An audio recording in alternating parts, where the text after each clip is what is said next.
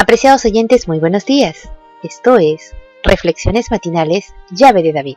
Y nos encontramos una mañana más estudiando la palabra de Yahweh, a quien pedimos en oración que su Hijo Yahshua nos llene de su espíritu, nos dé entendimiento y comprensión de su palabra, a fin de recibir el vigor necesario para pasar el resto del día. El tema de hoy se titula La promesa del nuevo pacto. El texto bíblico lo encontramos en Hebreos capítulo 10 versos 16 y 17 que nos dicen: Este es el pacto que haré con ellos después de aquellos días, dice Adonai. Pondré mis leyes en sus corazones, y en sus mentes las escribiré, añade, y nunca más me acordaré de sus pecados y transgresiones. Fue el creador de los hombres, el dador de la ley, quien declaró que no albergaba el propósito de anular sus preceptos. Todo en la naturaleza, desde la diminuta partícula que baila en un rayo de sol hasta los astros en los cielos, está sometido a leyes. De la obediencia a estas leyes dependen el orden y la armonía del mundo natural. Es decir, que grandes principios de justicia gobiernan la vida de todos los seres inteligentes, y de la conformidad a estos principios depende el bienestar del universo. Hebreos 8, del 8 al 10 dice: Porque reprendiéndolos, dice, he aquí vienen días, dice Yahweh, en que estableceré con la casa de Israel y la casa de Judá un nuevo pacto, no como el pacto que hice con sus padres, el día que los tomé de la mano para sacarlos de la tierra de Egipto, porque ellos no permanecieron en mi pacto, y yo me desentendí de ellos, dice el Creador. Por lo cual, este es el pacto que haré con la casa de Israel después de aquellos días. Pondré mis leyes en la mente de ellos, y sobre su corazón las escribiré, y seré a ellos por Dios, y ellos me serán a mí por pueblos. Estas palabras constituyeron originalmente una predicción de lo que Yahweh estaba dispuesto a hacer por Israel y Judá si aprendían las lecciones del cautiverio en el cual estaban por entrar y se volvían realmente a él. A partir del Sinaí, el Eterno siempre trató de conducir al pueblo a una experiencia espiritual más elevada, como la que se presenta en el nuevo pacto. Pero los israelitas, dominados por su rebeldía, se resistieron a progresar más allá de sus estrechos conceptos de lo que constituía la verdadera religión. Se aferraban a la creencia de que la salvación podía alcanzarse por medio del estricto cumplimiento de una ley, especialmente de las leyes referentes a los ritos y las ofrendas ceremoniales. La ocasión era propicia. Quizá aprenderían mediante la rigurosa disciplina del cautiverio aquello que se habían negado a aceptar en su propio país.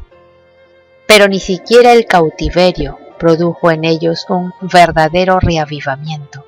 La gran mayoría de los repatriados continuaron esclavizados a su interpretación del antiguo pacto. La experiencia espiritual característica del nuevo pacto era posible en los días del Antiguo Testamento, y se hubiera cristalizado si el pueblo hubiese cumplido con las condiciones. Pero los judíos, en conjunto, la rechazaron.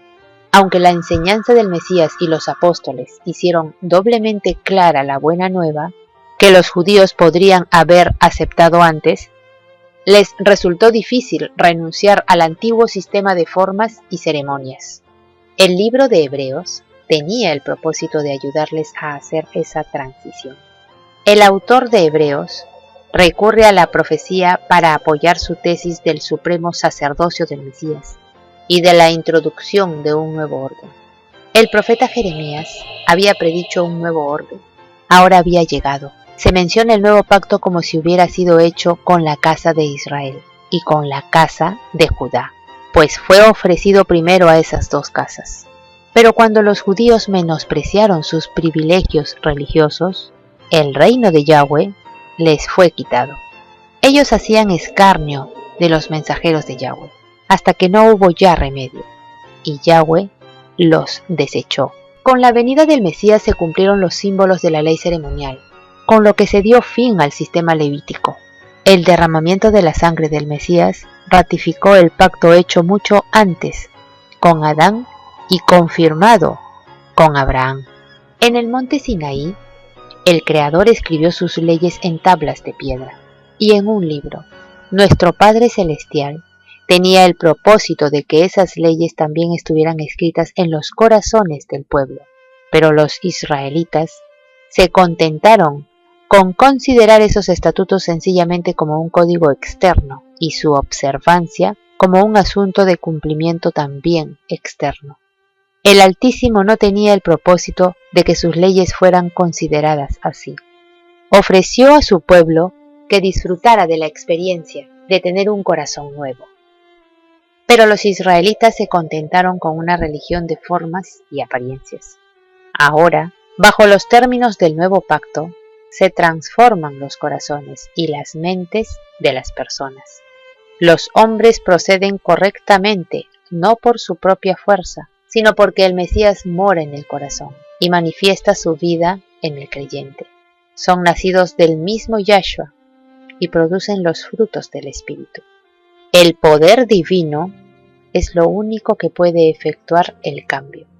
Solo el Yo Soy, que escribió con sus dedos en tablas de piedra, puede poner su ley en el corazón y las escribirá en la mente de sus seguidores. Este es el propósito de todos los pactos divinos.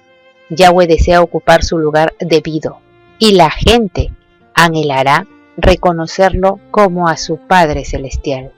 Ahora solo el residuo, el remanente, el pueblito que no quiere ser partícipe del gran pecado de apostasía y que la mayoría le dicen pueblo de disidentes, este pueblito ha salido de la gran Babilonia y ahora es la heredera de los privilegios y las responsabilidades espirituales que una vez pertenecieron al pueblo de Israel.